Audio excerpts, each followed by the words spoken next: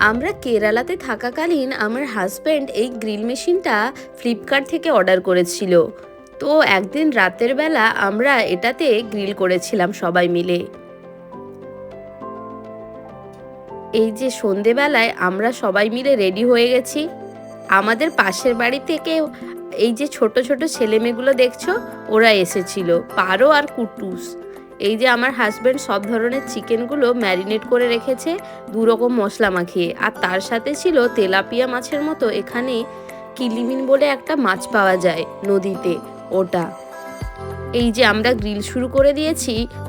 এই গ্রিলগুলো খেতে খুব সুন্দর হয়েছিল। ওদিন প্রায় মেঘলা আকাশে ছিল আর মাঝে মাঝে বৃষ্টি হচ্ছিল, কিন্তু আমরা যতক্ষণ গ্রিল করছিলাম তখন কোনো বৃষ্টিই হয়নি। তারপর আমরা সবাই মিলে মজা করে গ্রিলগুলো খেয়েছিলাম।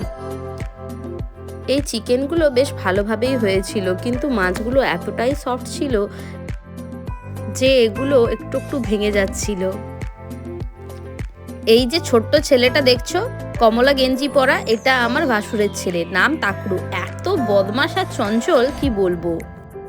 এদিকে আমার শাশুড়ি মা আর পারো বসে আছে আর আমি ওদের হেল্প করছিলাম।